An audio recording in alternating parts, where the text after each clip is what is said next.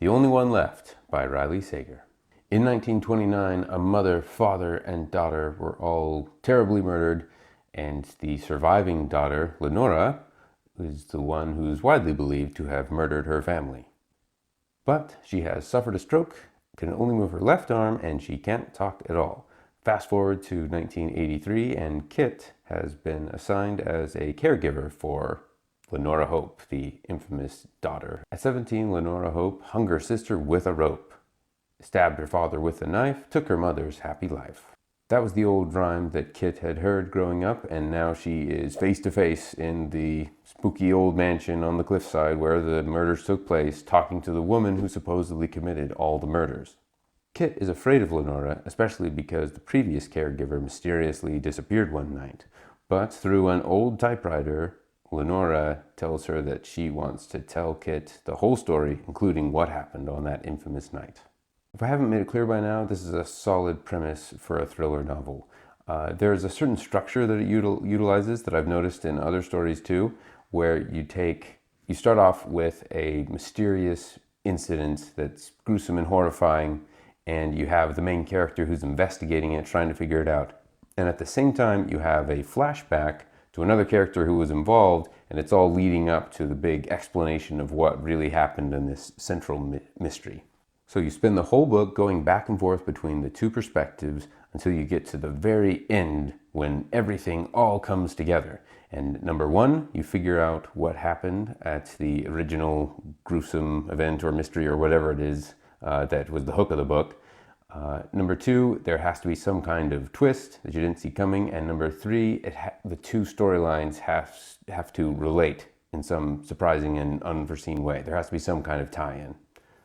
I just did a video where I looked at Alex Michaelides' 3 books, and he uses this formula very effectively, especially in The Silent Patient. This really is an ironclad formula for me, because even though I know what's going on and what the writer's doing and why, I still have to keep reading, and I still have to figure it out. Gets me every time. It's actually funny in this book because you have Kit, who is begging Lenora to just type the punchline, get to the night of the story instead of doing all this backstory. And Lenora is saying, no, you have to hear all the events in order. And it's amazing how Kit is the reader and Lenora is the writer, just teasing you with little snippets, little revelations at a time. I will say this is one of the twistiest books that I've ever read. You don't have to read many pages before you have a reason to gasp at something. The issue with that is there are so many twists that it doesn't exactly make sense in the end. I tried explaining to someone what this book was about, and I was explaining all the twists of the book because I didn't think they would be interested in reading it. And I felt like I was explaining a dream I had. Like when you're in your dream, everything makes sense within the context, and then it's only when you wake up you realize how strange it actually was. When I tried explaining it out loud, that's when it really hit me that a lot of these things don't really make sense. But to the writer's credit, it is very entertaining when you're involved in it, and you do just kind of accept the reality of the story, even though you're suspending disbelief as it goes along. There were a couple of twists that I thought he went a little too far.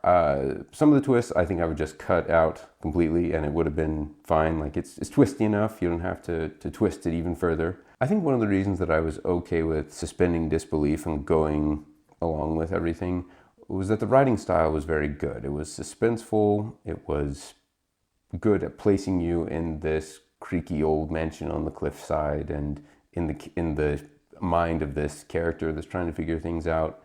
So it turns out that good writing really does go a long way for me. But like I said, overall, it was still very engaging and I had a lot of fun reading it. I think that's why this book was written in the first place, so good job to the author for accomplishing your goal. I'm going to give this book 4 stars.